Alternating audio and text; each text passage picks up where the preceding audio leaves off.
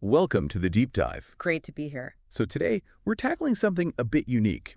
We've got a curated list, 9 significant posts trending recently on the X platform. Right, but the twist is we're not just looking at the posts themselves, we're really digging into the background context that was provided with each one. Exactly. This isn't about mindlessly scrolling. It's about using these trending items as entry points. Yeah, to understand why certain things are buzzing. And the range is huge. We're talking craftsmanship, sports, finance, space. It's some pretty significant political and social discussions, too. Absolutely. So the goal here is to give you a kind of shortcut to being well-informed on this particular snapshot of what's grabbing attention, but with the vital context that actually gives it meaning. Okay, let's dive in. Unpack this list. All right, first up, something tangible. Post number 1 from @GunsRoseGirl3. It shows that red wax dip on Maker's Mark bottles. Ah, yes. And the context immediately highlights the human element. It's not a machine doing that. Right. Distillery employees dip every single bottle by hand. The source, Vine Pair, points this out as a core tradition, something that sets the brand apart. It's all about craft. And the context mentioned that quirky thing, the slam dunk bottles, where the wax is extra drippy. Yeah.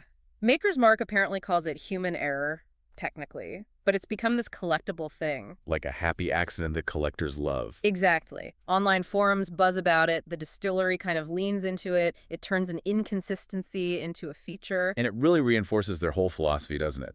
Their website talks about slow production, one bottle at a time. That manual dip is the perfect symbol of that. Very visible commitment. So the takeaway for you, in our super automated age, that kind of manual detail really stands out. It tells a story about brand value, about authenticity. It signals something real, handcrafted. It matters. Okay, moving from one hands-on thing to another, sports. Post 2 from @TansiYagan. It's labeled an incredible throw during a Frisbee competition. And the throw is incredible, the video's great, but the context immediately flags something important for people in that community. The terminology. Yeah. The post says Frisbee competition, but the context is clear. This is disc golf. And that's not just nitpicking, is it? Not at all. Frisbee is trademarked, first off, and disc golf uses these specialized discs, different weights, shapes. They fly differently. Getting the term right shows respect for the sport and its community. The context actually pinpoints the event too, right? It does. It's the 2024 Portland Open, part of the Disc Golf Pro Tour. Top players, professional setup. You even see a Latitude 64-degree tent in the video. That's a major disc golf brand. Shows the sponsorship, the organization. So this highlights how activities grow up, you Yeah. know, from casual fun to a real sport with rules, gear, a whole culture. And its own specific language, knowing that language is part of engaging with it seriously. Recognizing that evolution. Okay. Okay, let's shift gears completely. Finance and tech. Post 4 is from @Shamath. It sounds really personal. Oh, it is. The quote is intense. I tried leverage. It almost broke me. Liquor and ladies are pedestrian compared to leverage. Wow. Heavy stuff. What's the backdrop there? The context ties his experience firmly to the 2020-2022 period. Remember the SPAC boom, special purpose acquisition companies? Right, the quick way to go public. Exactly. That coincided with huge market swings, especially when the Fed started hiking rates, like really hiking them, from near zero up to over 5%. And that makes leverage. Way riskier, suddenly much more expensive, much more dangerous. His quote really echoes warnings from investors like Charlie Munger about leverage being financial dynamite. The context brought in some data, too. Yeah, a 2019 study in the Journal of Financial Economics found that leveraged investors often think they're smarter than they are, basically, and have a 30% higher bankruptcy risk in downturns. And there was mention of his own role in SPACs. Briefly, yes.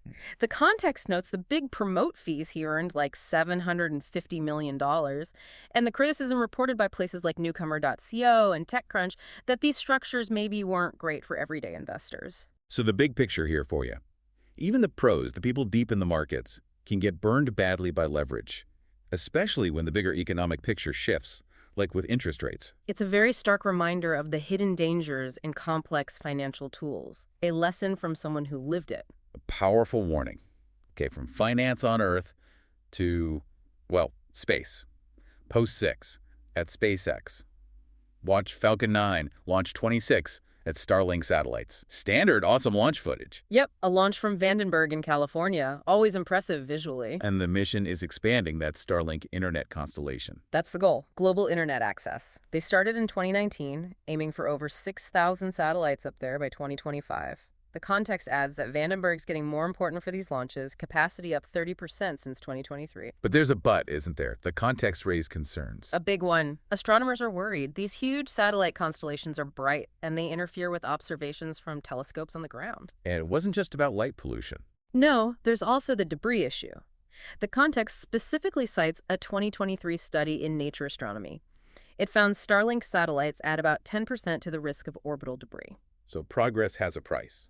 Pretty much. Expanding global internet is fantastic, obviously, but it comes with these significant trade-offs impacting science, adding junk to orbit. It's that classic challenge, balancing innovation's benefits against its costs. You have to look at the whole picture. Definitely. All right, now let's pivot into a cluster of posts dealing with politics, protests, how things get framed online. And just a reminder, we're neutrally presenting the info from the sources here. Got it. First one, post number 3 from @LeadingReport. Breaking. President Trump says masks will no longer be allowed at protests. Okay, a direct statement. How does the context frame this? It connects it to policy proposals, specifically one from March 2025 about potentially defunding universities that allow illegal protests and deporting foreign students involved. It signals a potential move toward tighter protest restrictions. The context also brought in some history, right, about mask bans. Yeah, pretty interesting. Mask bans in the U.S. actually started way back in the South to counter the KKK. Some state laws banning masks in public have been upheld for safety reasons, like a Georgia case in 1990. But there's a counter-argument. Absolutely. Critics argue these bans can clash with First Amendment rights, particularly the right to anonymous speech. The context mentions court cases from the late 90s supporting anonymity in some protest situations. And the Guy Fawkes mask came up. It did. Made famous by V for Vendetta, used by Anonymous. It's become this global symbol of dissent. Time magazine noted huge sales years ago.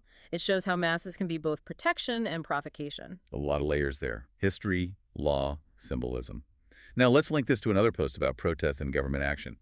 Post 7, an image from @JD Vance, but the context talks about L.A. Right. The context explains this relates to the National Guard being deployed federally in Los Angeles. This apparently followed violent protests sparked by ICE raids around June 7, 2025. And the context stressed the significance of that deployment. Hugely significant. It mentions, citing The Guardian, that this is the first federal deployment of the Guard in LA since the 1992 riots. That comparison really lands the perceived seriousness. And it ties back to the mask issue. It does. The context notes Trump's call to ban masks resurfaced here. And separately, LA Mayor Karen Bass also proposed measures in 2025, specifically targeting anonymity during violent protests. Were there arguments supporting mask restrictions mentioned? Yes, the context points to studies, like one from a 2023 criminology journal, finding masked protesters were significantly more likely, 40% more likely to engage in vandalism. The original post from Vance included a critique, too. According to the context, yes, it criticized the response time of Governor Newsom and Mayor Bass.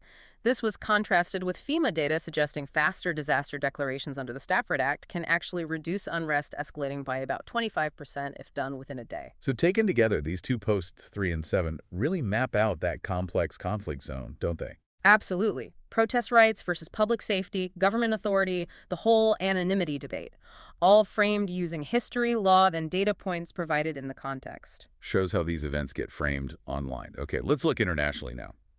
Political messaging across borders. Post number 5 from @BennyJohnson claims Mexico's new president, Claudia Sheinbaum, is calling for protests in the U.S. Protests in the U.S. About what?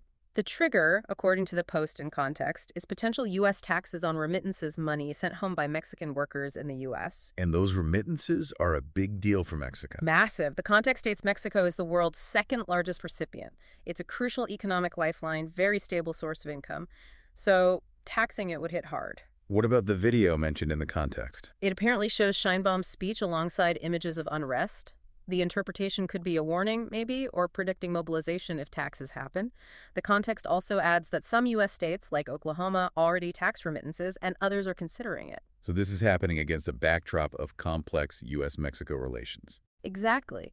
And the context suggests significant diplomatic and economic ripples if these tax policies spread, given the history of U.S. influence. So for you, the listener, this shows how domestic policy in one country, like the U.S. potentially taxing remittances, can directly ripple into the politics and economy of another. And how leaders might try to mobilize people across borders to influence those policies, real-time global connection. Okay, from international policy to domestic political imagery.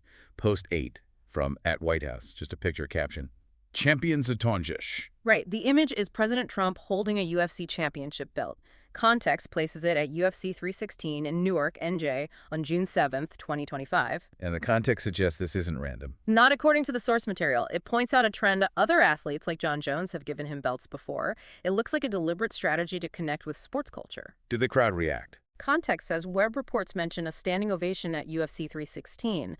This aligns with a study mentioned Journal of Sports Media 2023 finding politicians can get a 15-20% approval bump from sports appearances, tapping into patriotic feelings. UFC President Dana White was there too. He's an ally, right? No, an ally, yes. Yeah. The context notes his presence, the post-election timing, suggesting it's calculated.